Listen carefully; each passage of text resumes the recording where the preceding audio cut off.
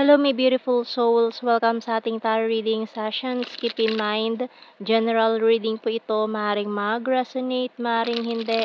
Kunin nyo na lang po kung para sa inyo and leave the rest. Maaaring mag-shift na energies or magkabaliktad ang sitwasyon. Kaya kayo na pong bahala kung saan kayo nakalugar sa reading natin. So, let's see.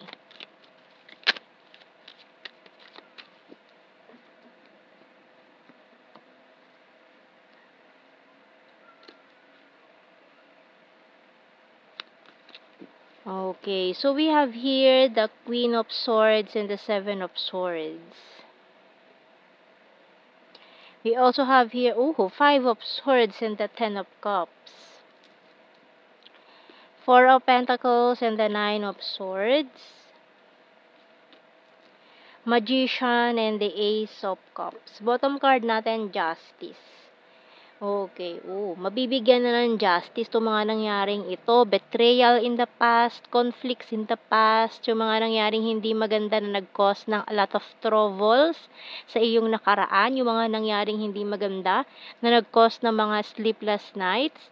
Ayan, kung ito ay energy ng past na hindi makalimutan, hindi mabitaw-bitawan, ayan, so mukhang makaka-move on ka na, makakahayon-hayon ka na sa mga nangyaring masasakit sa iyo nakaraan. And there is new beginning coming in for you with this Ace of Cups energy. No, maaaring may bagong taon dumating sa buhay mo na hindi mo inaakala. Hindi mo inaakala na may darating palang ganito na parang very promising tong energy na to with this Ten of Cups energy natin. Na for some of you, mukhang ito na ang iyong the one or makakasama mo sa iyong lifetime. So, tingnan natin. So, maaaring parehas kayong hinahanap nyo ang isa't isa, your divine counterpart. Minamanifest ang isa't isa. So, tingnan pa natin. May strong Libra tayo dito. Strong Libra. So, lalo na at malapit na ang Libra season. So, maaari may mga mukhang parehas kayong moving on process nitong taon to na makikilala mo. Maaaring makilala mo siya during Libra season. Ayan. So, for some of you, may pagka long distance situation. Ayan. And for some of you, kilala nyo na to. We have here, ayan na naman ang close and open natin. So, malaki ang posibilidad na itong taon tong parating sa buhay mo ay kilala mo na. Maaaring hindi naging kayo or nagkaroon lang kayo ng parang situationship pero hindi siya totally label. Hindi siya totally in a relationship. Parang walang label, ganun, malabong usapan yung nangyari. Or nag-uusap lang kayo nitong taong ito, nagkaroon lang ng parang talking stage. And then doon, natapos na lang ng ganun, bigla na lang may hindi naka-move on. Maring ito din yung sitwasyon na hindi ka maka-move on sa iyong nakaraan. Itong taong ito na hindi naman naging kayo, pero ang sakit-sakit. Alam mo yung parang, kasi 'di ba lagi natin naririnig ngayon yung maybe this time. Nagte-trending yan ngayong maybe this time ni Sarah, yung version ni Sarah. Ayan. So, mukhang gano'n din itong nangyayari na baka sakali ngayon pwede na. Kasi dati hindi pwede, hindi naging kayo. So, may nagho-hope pa rin na baka this time pwede na. So, we have here Scissor. Maaari kasing matagal na nga kayong magkakilala nitong taong to and then bigla na lang nag-cut off ang communication, pinutol ang ugnayan, 'di ba? Hindi na lang nag-usap. May long distance situation din na nangyari dito, maaari may umiwas or nahirapan sa long distance kaya parang hindi finursu, hindi itinuloy, biglang sumuko na lang. Kumbaga wala pang nasisimulan, tinapos na. So we have here Passion by Archangel Haniel. Trust and follow your renewed passion in your love life and career. Renewed. So kumbaga na to ano na dating kontrata na, eh. Kumbaga parang may kontrata na kayo dati or may usapan na kayo nitong taong ito, pero naudlot, hindi natuloy, hanggang usapan lang, hanggang ano lang, verbal ano lang, walang written, ganyan. So, kumbaga yung kontrata is na-void, walang saysay, ayan. Kumbaga nag-usap lang kayo, salitaan lang, palitan lang ng usapan, salita. Kumbaga walang proof, walang maipapakitang pruweba na kayong dalawa ay merong, kung parang usapan na, nag-usap na kayo na, kumbaga kayong dalawa na, pero mukhang hindi natuloy nga, naudlot, parang ganyan. So, sinara na, pero still may open book pa tayo diyan na maaari pa rin buksan anytime soon. So, ayan, tingnan natin. Mukhang team nga ito ng maybe this time. Kumbaga, magkikita ulit kayo nitong taong ito. Pero malaki ang posibilidad talaga na ito ay missed opportunity, hindi naging kayo. Kumbaga, sabi yung napaka-painful na lines ni Sarah doon sa movie nila dati, 'di ba?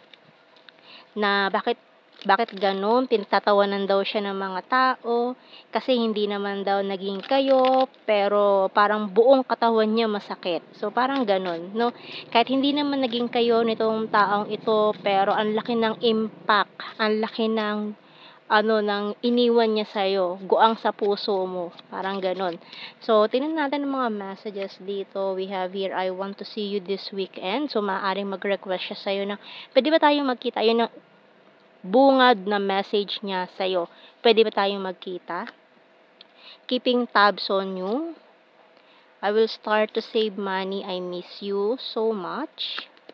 "I want a family with you." So, yun, with that energy ng Ten of Cups, gustong-gusto niya talaga na ikaw ang makasama niya sa buhay. And my intuition choose you. "Feeling left out in the cold and I want commitment." So, maaari nga may ng ghost dito, bigla na lang umiwas. Money is important, bottom card. So, maaari ng mga panahong yun kasi mas inuna ang mga opportunities, trabaho, finances. Kaya parang inisip niya na ay hindi pa steady ang ano, pundasyon. Pero ngayon, this person really want commitment with you. Kaya, once na magkita kayo or paplanuhin niya talaga 'to na magkita kayo, so tingnan natin. I replay our conversations over and over. So, talagang binabalikan niya yung mga usap-usap niyo nun. Ayan, yung mga pinag-usapan ninyo na plano niyo sana na in the future na mga plano ninyo pero hindi na nga natuloy, parang gusto niyang ituloy ngayon 'yan. You don't know how hard it was to let you go. So yun, yung nag-walk out na ng ghost, parang ano din, eh, ang hirap sa kanya na yung desisyon na yun mahirap din sa kanya. I hope that you can forgive me one day and I love you unconditionally. I wish I could take back my word. So, yung mga nasabi niya sa'yo during separation, yung huling usap ninyong dalawa nitong taong ito, ay talagang pinagsisisihan niya na sana hindi niya lang niya sinabi sa'yo. So, we will be together again. You came closer than anyone and I regret lying to you. So, yung mga sinabi niyang reason sa'yo kung bakit siya umiwas, mukhang hindi talaga yun yung dahilan niya, eh. So, finding out the truth crushed me. Ayan. So, nung nalaman niyo yung mga katotohanan tungkol dun sa nangyari in the past, so parang parehas kayo na parang sinasabi na, ah, ngayon, kung dati hindi pwede, so, ngayon kaya, pwede na kaya ngayon? Ayan. So, tingnan natin. Mga initials natin dito. Kung hindi umubra noon. So, kaya maybe this time baka pwede na, love won't end na, 'di ba? So, meron tayong letter B, N, A, Y, K, U, H, letter O,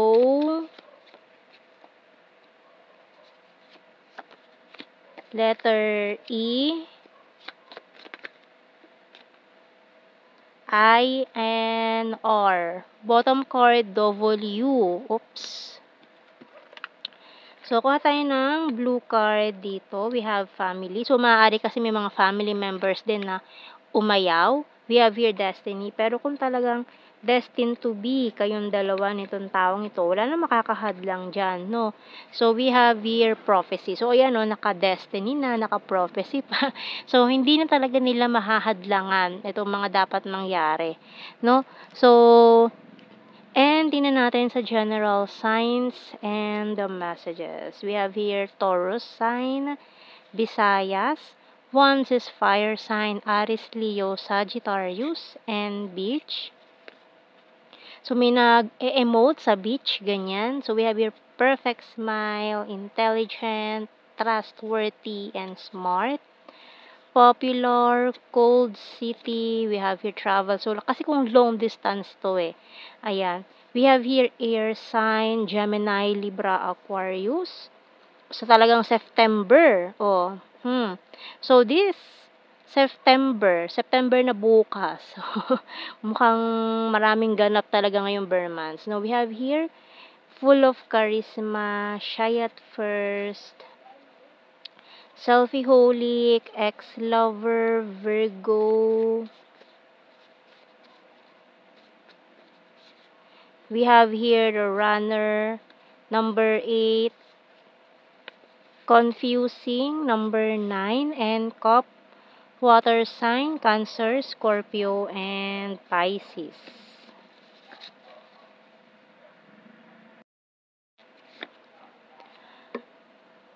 Sagittarius, April, and the last card natin, hanggang December. September hanggang December. So, ayan ang ating reading, my beautiful souls. Thank you for watching. Take care and God bless.